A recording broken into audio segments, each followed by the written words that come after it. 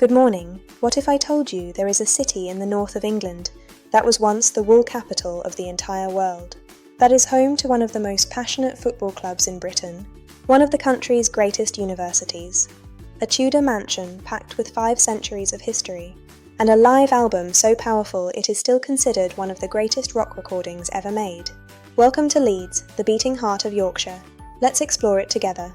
Leeds is the largest city in Yorkshire and one of the largest in England, with a population of around 800,000 people in the city itself and over 1.5 million in the wider metropolitan area.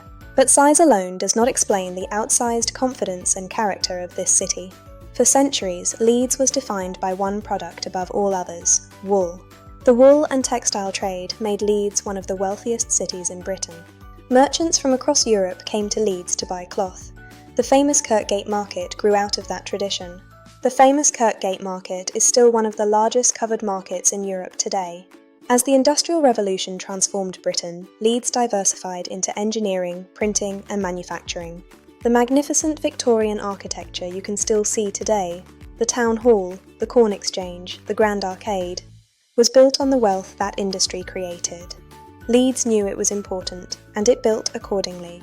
Today, Leeds is one of the UK's major financial and legal centres outside London, home to banks and tech companies.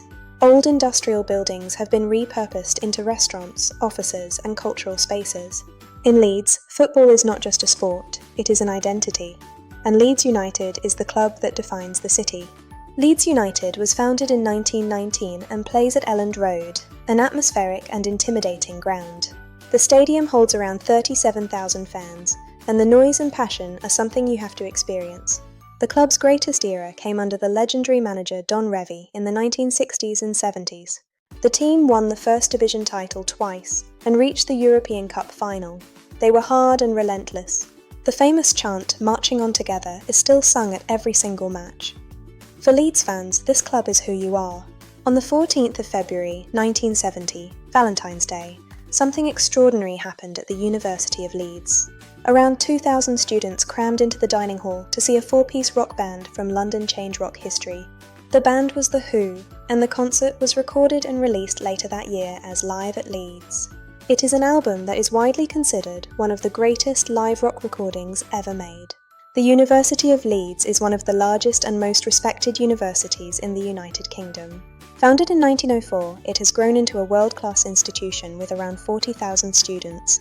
The iconic Parkinson Building, with its tall white tower, has become a symbol of Leeds itself. Just a few miles to the east of Leeds lies one of the most spectacular historic houses, Temple Newsam. Temple Newsam is a grand Tudor Jacobean mansion set within 1,500 acres of parkland and gardens. The house was built in the early 16th century and has connections to some dramatic events in British history. Let's finish with some Leeds facts that might surprise you. Marks & Spencer was founded in Leeds.